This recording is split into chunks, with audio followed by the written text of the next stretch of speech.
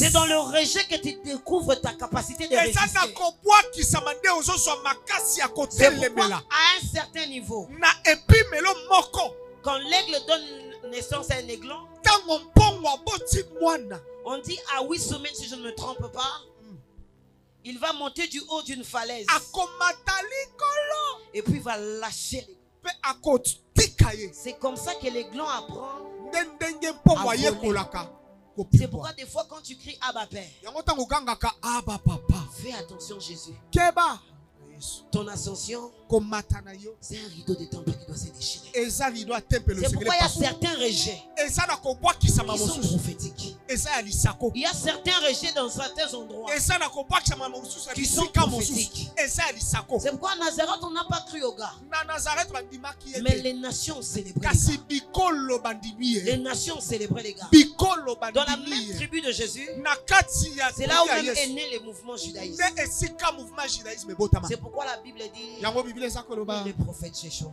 C'est pourquoi des fois ton frère et ta soeur ne sont pas les personnes avec qui tu as partagé les mêmes sangs. Des fois ton frère et ta soeur, c'est la personne avec qui tu as la même vision. Il va t'emmener là où Dieu veut que tu arrives. C'est pourquoi ne reste pas borné. Ne reste pas borné. Regarde tout autour de toi. Élie, tes collègues prophètes ne sont plus. Les prophètes que toi tu as connus ne sont plus. Mais j'ai oublié de te dire, j'ai gardé 4000 qui n'ont pas fléchi les yeux. C'est pourquoi j'ai fait c'est quoi le ministère prophétique? C'est un service établi par Dieu pour guider le peuple de Dieu, transmettre la pensée de Dieu et ramener les cœurs du Père, du Fils vers le Père. C'est quoi le rôle d'un prophète? Le rôle d'un prophète, ce n'est pas de prier pour toi. Nous avons mal compris des fois le ministère prophétique. Arrête d'aller chez le prophète Papi qui dit donne-moi l'action de grâce dans Matelo Ngomba. Si Dieu n'avait pas besoin de tes prières, il n'allait pas envoyer Jésus pour déchirer les murs du temple. Il a donné à tous qui l'ont reçu. Il n'a pas dit seulement aux prophètes. Nous sommes nous-mêmes l'église générateur d'une catégorie de prophètes. Tu sais, un homme a guéri dans les choses de l'esprit. La première des choses, c'est l'humilité. Ce n'est pas le message qui fait un prophète. Parce que le prophète est lui-même le message. Je vois des femmes prophétiser sur les réseaux sociaux. Moi, je te dis ce que Dieu fait avec moi. J'ai sorti des millions. Et toi, tu es dans le live en train d'entendre qu'elle prophétise sur toi. Jézabel. Là où il y a l'esprit de Dieu, il y a l'humilité. La Bible dit nous prophétisons en partie. Ça veut dire c'est une grâce d'annoncer les oracles venant de Dieu. L'homme ne peut pas s'enorgueillir comme si c'était un acquis.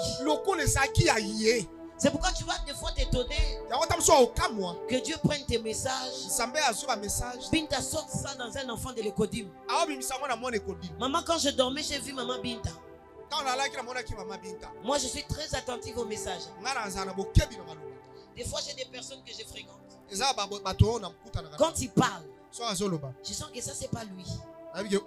Dieu est en train de me parler à travers lui. Mais il n'est pas pasteur.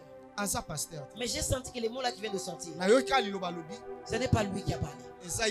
C'est le Saint-Esprit qui m'a parlé. Le but du prophète, c'est de transmettre la pensée de Dieu. C'est pourquoi il y a des gens qui ont mis foi dans la prophétie. Tu ne vas pas à l'église, tu as des pasteurs attitrés que tu appelles à la maison quand tu as des problèmes. Tu ne grandis pas spirituellement. Maman, Il y a des gens pour qui le mariage c'est facile. Mais il y a des gens dont si Dieu ne t'a pas orienté, tu vas tomber sur un sakoya. Il va te faire la sauce blanche. Tu vas dire Dieu m'a abandonné. Et pourtant Dieu ne t'a pas abandonné. Pourtant Dieu ne t'a pas rejeté. Il y a des gens l'argent c'est facile. Il y a des gens l'argent c'est tout un combat.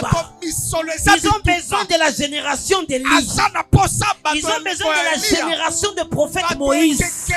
Afin qu'ils prennent les bâtons et leur montrent la direction. C'est pourquoi tu ne peux pas prendre ta foi chrétienne. Même si tu sois un pasteur. L'enfant a la fièvre. Les pasteurs. Tu t'es chamaillé avec ton mari.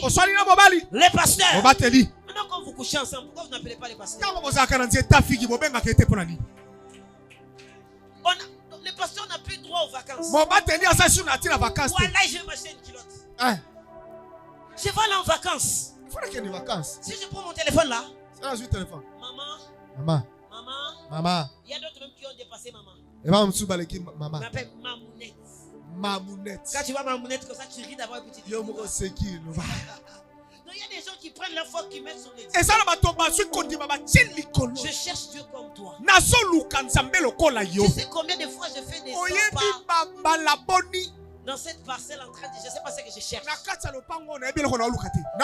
en train de tourner. Je suis en train de prier. Je suis sûr que mon mari me regarde et me dit je suis là, je dis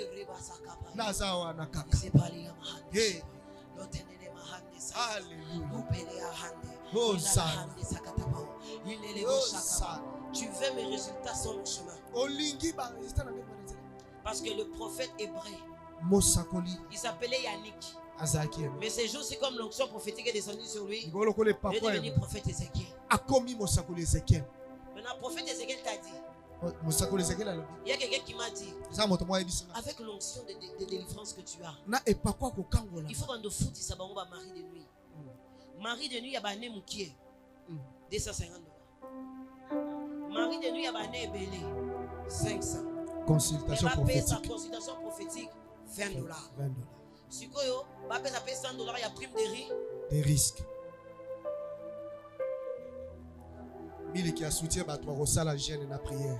Mille qui a soutien, ah Seigneur, que Dieu revoie le ministère prophétique dans cette vie. Le ministère prophétique a été mis en place par Dieu pour élever l'église en termes de donner la direction. Les apôtres viennent bâtir l'église dans les enseignements. J'entre dans le taxi. Prophète Jean-Pierre. Prêche Jésus comme tu prêches là. Il arrive, moi-même, je n'avais pas l'argent de transport suffisant. Mais dit, maman, qu'on en a coin. Un politesse prophétique. Tu me mets maman là-bas dans le coin. Je suis ta camarade. Il y a des prophètes qui prophétisent sur des mamans âgées. Ils prophétisent sur les enfants. Lève-toi, papa, viens ici. Quand tu sais pas que Dieu m'appelle, elle touche mes chaussures. Impoli spirituel. Quand tu étais dans une famille, on ne te considérait pas. Et que la petite onction est venue. Il y a des prophètes blessés qui doivent être guéris des blessures intérieures. Tu sais qu'ailleurs, il y a des hommes de Dieu. Oui, c'est normal, tu sais. Il y a sur d'autres cieux. Il y a des hommes de Dieu qui vont voir les psychologues une fois par mois. Parce que nous aussi, on doit les parler. On parle à Dieu et on parle à l'homme. Pour que tu comprennes ton mental à quel niveau. Parce que les fidèles ici, moi je les appelle les acceptés. Les acceptés.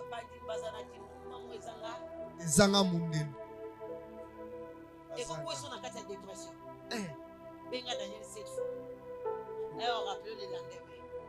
Vous dites maman.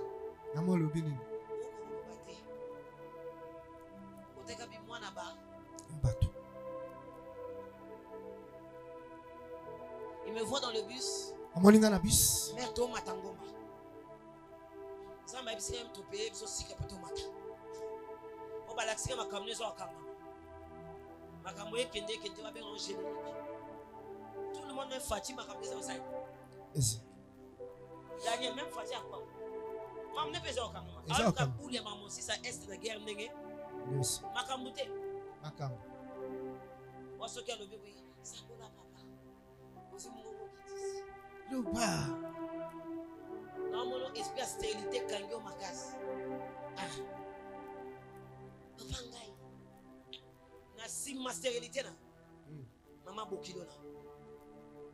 À chaque fois, on combattre pour concevoir.